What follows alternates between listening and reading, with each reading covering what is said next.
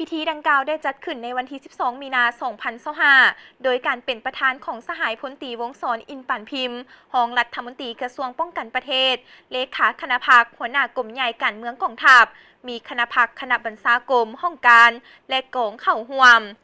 สหายพันเอกอัมพร สุขวิสัย คณะพรรคองค์การกลุ่มใหญ่หัวหน้าห้องการเมืองกลุ่มใหญ่การเมืองกองทัพได้ขึ้นรายงานผลสำเร็จของประชุมใหญ่เผยแพร่มติและบทรายงานการเมืองของประชุมใหญ่ผู้แทนสมาชิกพรรคครั้งที่ 6 ขององค์คณะพรรคกลุ่มใหญ่การเมืองกองทัพได้สรุปตีราคาผลได้รับของกองประชุมใหญ่ผู้แทนสมาชิกพรรคครั้งที่ 6 ขององค์คณะพรรคกลุ่มใหญ่การเมืองกองทัพซึ่งได้ดำเนินในวันที่ 20 กุมภาพันธ์ 2025 ที่นครหลวงเวียงจันทร์โดยมีผู้แทนสมบูรณ์เข้าร่วมจำนวน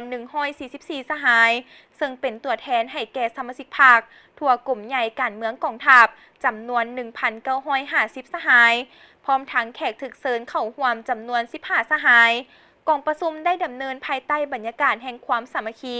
ความเป็นเอกภาพและความรับผิดชอบการเมืองสูงเคียงคู่กับการติดตามอย่างใกล้ชิดของบรรดาพนักงานสมาชิกพรรคนักรบในทั่วกลุ่มใหญ่การเมืองกองทัพและได้สำเร็จลงด้วยผลสำเร็จอันจบงามกองประชุมได้ค้นคว้าอย่างลึกซึ้งกงไปกงมาและได้รับร้องเอาอย่างเป็นเอกสารรายงานการเมืองของคณะบริหารงานพรรคกลุ่มใหญ่การเมืองกองทัพตีได้ราคามากผลแห่งการจัดตั้งพันขยายมติกองประชุมใหญ่ผู้แทนทั่วประเทศครั้งที่ 11 ของพรรคครั้งที่ 5 ขององค์คณะพรรคกระทรวงป้องกันประเทศเว้ารวมว่าเฉพาะมติกองประชุมใหญ่ครั้งที่ 5 ขององค์คณะพรรคกลุ่มใหญ่การเมืองกองทัพใน 5 ปีผ่านมา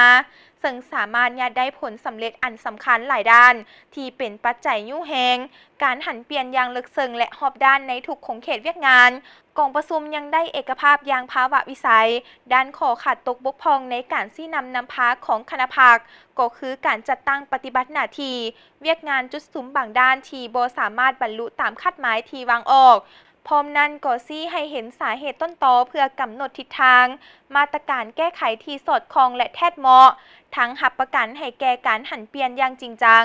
ในการจัดตั้งปฏิบัติมติกองประชุมใหญ่ครั้งที่ 6 วางออกให้บรรลุผลสำเร็จในโอกาสนี้สหายพลตรีวงศ์ศร อินปั่นพิมพ์ได้โอลมเพื่อเป็นเข็มซี่ทิศยังทางให้คณะพรรคกลุ่มใหญ่การเมืองกองทัพจงเอาใจใส่เต้าโฮมความสามัคคีภายในให้แน่นแฟ้นโดยเฉพาะความสามัคคีภายในคณะพรรคเป็นจิตหนึ่งใจเดียวกันนำพาเวียกงานหอบด้านของกลุ่มใหญ่การเมืองกองทัพให้สำเร็จตามทิศทางแผนการได้วางไว้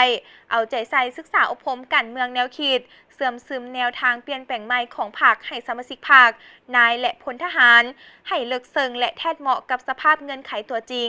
ศึกษาอบรมให้ถึงเป้าหมายให้ทั่วถึงและเหตุเวียกงานนี้ให้แข็งแรงและต่อเนื่องเพื่อสร้างให้นายและพลทหารทั่วกลุ่มใหญ่การเมืองกองทัพมีน้ำใจเสียสละเพื่อผลประโยชน์ส่วนรวมมีน้ำใจรักชาติตั้งต่อบริสุทธิ์ต่อพรรครับใช้ประชาชนอย่างสุดใจ